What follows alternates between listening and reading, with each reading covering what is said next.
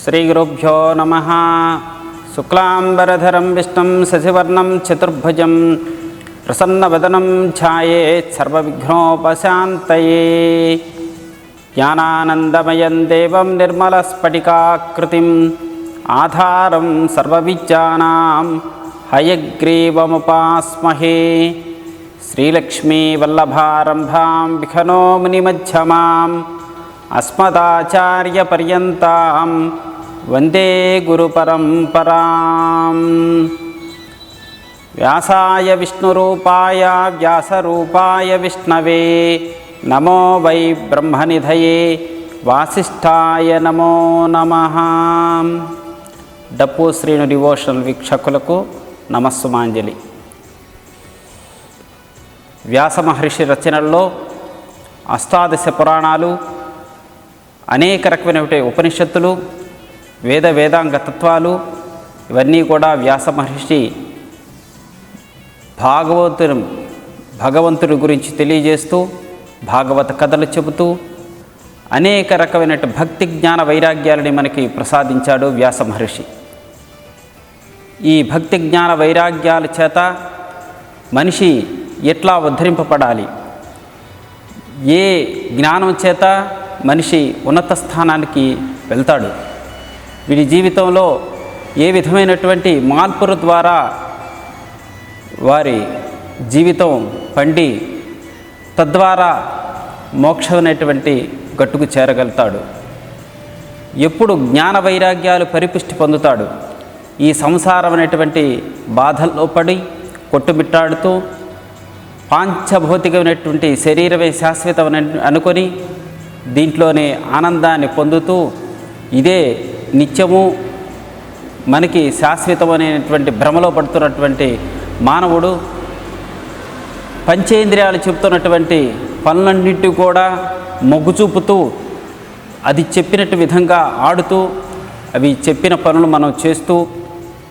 తద్వారా ఇంద్రియలోరుడై విషయలోరుడై దాని వెంట వచ్చేటువంటి పాపాలన్నింటి కూడా జన్మజన్మాంతరాలకు కూడా తీరకుండగా వాడు అనుభవిస్తూనే జన్మలు ఎత్తుతూ ముక్తిని పొందకుండా ఇంద్రియాలకు వశుడైనటువంటి జీవుణ్ణి ఏ విధంగా ఉద్ధరింపజేయాలి, ఏ విధంగా ఉత్తమగతులు కలిగించాలి, అంతేకాకుండా మనిషి అరిషడ్వర్గాలకి లోనై వాటికి బద్ధుడైపోయినటువంటి మనిషికి ఈ చుట్టుముట్టు ఉన్నటువంటి ఈ రాక్షసులైనటువంటి అరిషడ్వర్గాలని భవబంధాలు ఇవన్నీ తోడై మనిషి పతనానికి దారితీసే విధంగా చేస్తూ ఉంటాయి. ఇదంతా కూడా మనం ఏ విధంగా అధిగమించాలి, ఏ విధంగా మనం ఉద్ధరింపబడాలి, మన జీవితంలోనే వేదాన్ని ప్రతిపాదన చేస్తూ జీవిత సారాన్ని పారమార్థ్యాన్ని పరమ ప్రయోజకరంగా మార్చుకునే విధానాన్ని మనకి చెప్పిందే ఈ భారతం. ఈ భారతంలో వ్యాస మహర్షి రచన చేసి తాను లోకానికి అందించి మనిషి ఏ విధంగా ఉద్ధరింపబడాలి, ఉద్ధతితోటి జీవించాలి, వేదానుసారంగా మనం జీవనాన్ని గడుపుతూ తద్వారా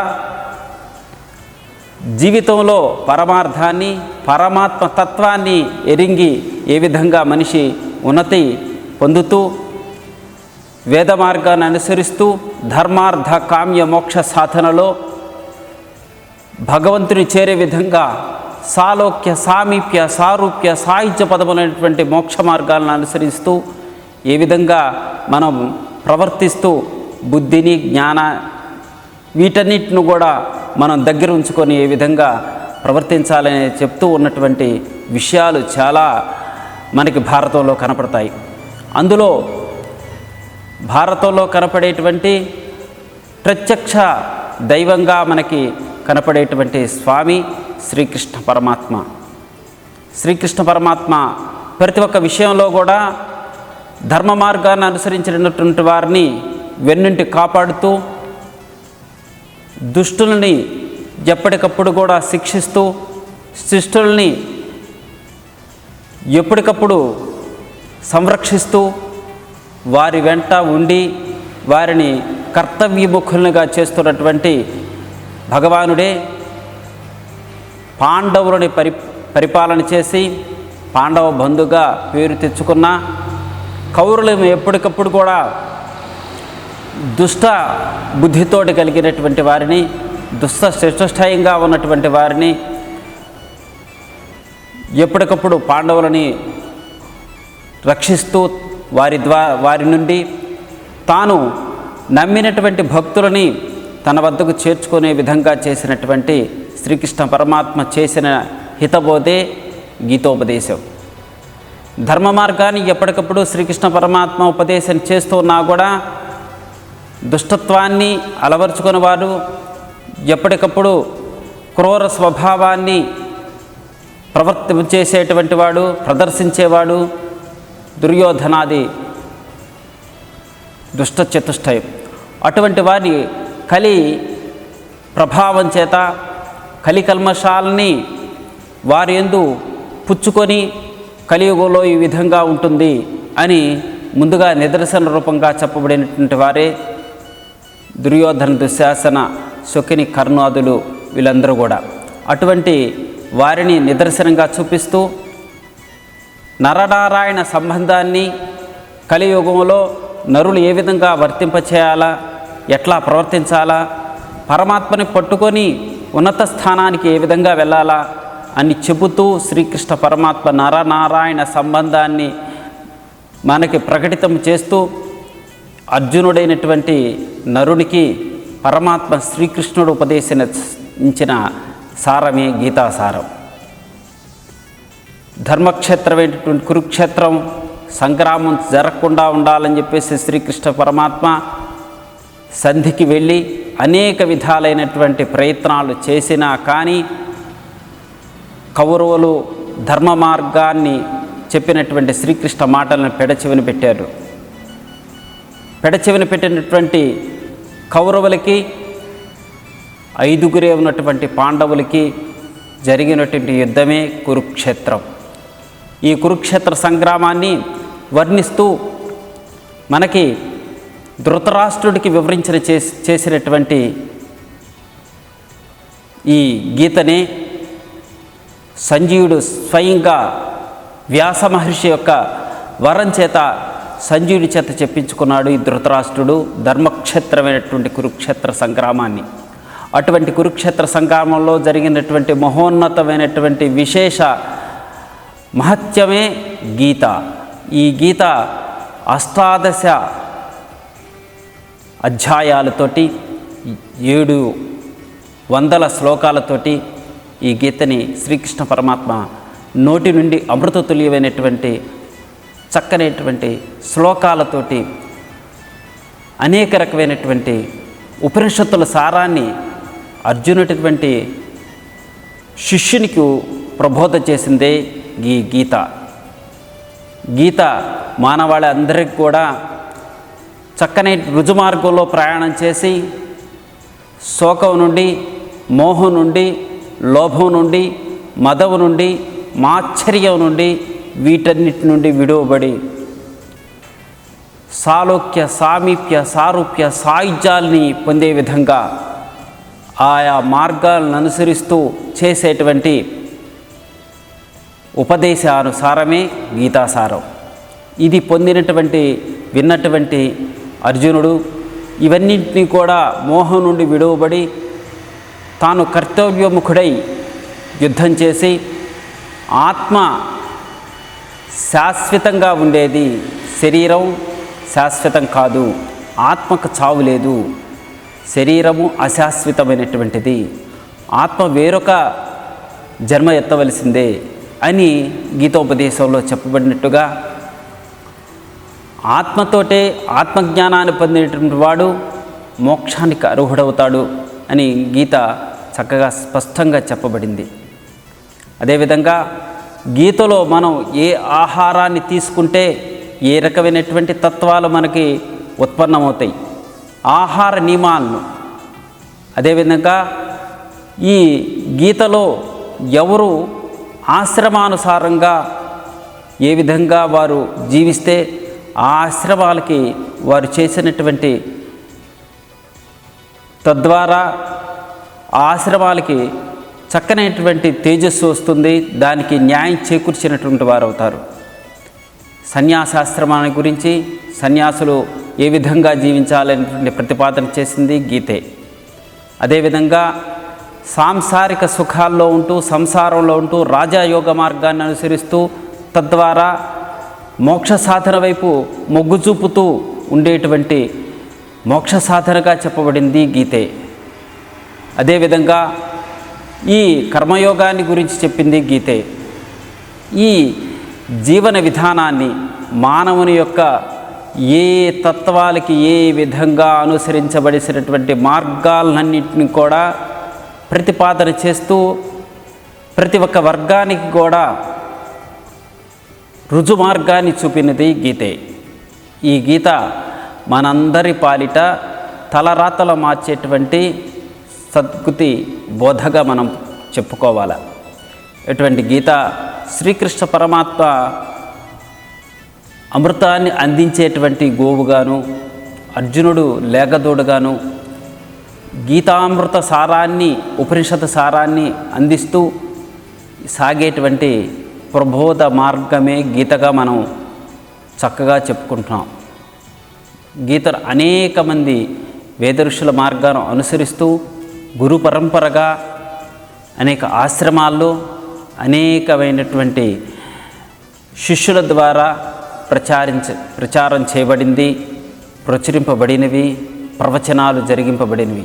కానీ ఒక్కొక్క వ్యక్తికి, ఒక్కొక్క తత్వానికి, ఒక్కొక్క ఆశ్రమానికి, ఒక్కొక్క సాంప్రదాయానికి, ఏ సాంప్రదాయానికైనా కూడా తగు రీతిలో తగు తత్వాన్ని, వారు అనుసరించే తత్వానికి సరిపడినట్టు మొప్పేదే గీతా తత్వం. ప్రతి ఒక్క ఆశ్రమానికి సంబంధించి ప్రతి ఒక్క జీవన విధానాన్ని అనుసరిస్తూ ఎవరిని కూడా అన్వయం చేసుకుంటే వారి వారి తగ్గట్టుగా, వారి వారి మార్గాలకి తగినట్టుగా సరిచేసి సమతుల్యంగా వారి జీవనాన్ని సాగింపజేసేటువంటి ప్రబోధగా ఉండేదే గీత.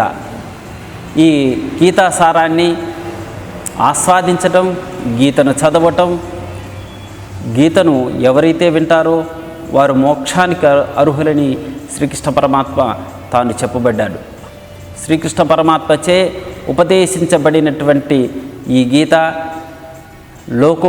లోకాలను ఉద్ధరింపజేసి అనుష్ఠాన పరులకు నిత్యం చేసేటువంటి సాధనా మార్గంగాను, వేద మంత్రంగాను, ఉపనిషత్తుల సారంగాను ప్రబోధింపబడినటువంటి గీతను మనమందరం కూడా చక్కగా అచ్చ తెలుగులో ఈ రోజున చెప్పుకోవటం జరుగుతుంది. ఇక నుంచి మన భక్తి ఛానల్లో అనేక కార్యక్రమాలు హితపూర్వం మనం అందించినట్లుగానే డప్పు శ్రీనిస్వామి వారి భజనలు, అనేక లైవ్ కార్యక్రమాలన్నీ కూడా మనం ప్రచురించడం జరిగింది, అందించడం జరిగింది.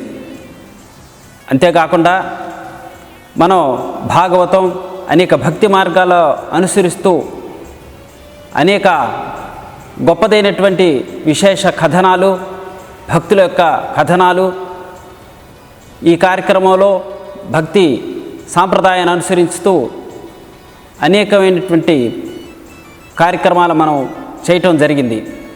అదేవిధంగా భాగవతాన్ని కూడా చక్కగా విశదీకరిస్తూ భక్తి జ్ఞాన వైరాగ్యాలు అందించేటువంటి భక్తుల కథలను కూడా మనం అందించడం జరిగింది. ఈ ఛానల్ ద్వారా ఇక నుండి అనేక మంది భక్తుల యొక్క వారి కోరిక మేరకు భగవద్గీతను కూడా చక్కగా తెలుగులో విశదీకరిస్తూ భగవద్గీత ఆంతరంగికమైనటువంటి జ్ఞాన మార్గాన్ని, వాటిలో ఉండేటువంటి వైరాగ్యము, పరమాత్మక విషయాలు, ఇంకా భగవద్గీత 8 అధ్యాయాల్లో ఉండేటువంటి అనేక భగవతత్వాలు, విభూతి యోగాలు, ఇవన్నీ కూడా విశదీకరిస్తూ ఇక నుండి మనం డప్పు శ్రీను డివోషన్ ద్వారా మీకందరికి కూడా అందించడం జరుగుతుంది. ఇదివరకు మీరు అందించినటువంటి అభిమానాన్ని దీని మీద కూడా భగవద్గీత కూడా చక్కగా మీరు ఆస్వాదించి మీ అభిమానాన్ని మాకు సంపూర్ణంగా అందించవలసిందని, భక్తి ఛానల్ అభివృద్ధికి మీ యొక్క అపారమైనటువంటి ఆశీస్సులు కోరుతూ భారతీయ సాంప్రదాయ పట్టుకొమ్మైనటువంటి భగవద్గీతను కూడా మీరు ఆస్వాదించి తద్వారా భగవంతుని యొక్క భక్తి జ్ఞాన వైరాగ్యాలను మీరు కూడా అనుసరిస్తూ భగవత ఆశీస్సులు మీరు సంపూర్ణంగా మీరు పొందాలని ఆకాంక్షిస్తూ ఇకపై ఈ ఛానల్ ద్వారా వచ్చేటువంటి ప్రతి ఒక్క లైవ్ను కూడా ప్రతి ఒక్క ఎపిసోడ్ను కూడా సాదరంగా ఆహ్వానించి మాకు మీ శుభాశీస్సులు అందించవలసింది. భగవంతుడి యొక్క శుభాశీస్సులు మీకు ఎల్లవేళలా ఉండాలని ఆకాంక్షిస్తూ స్వస్తి.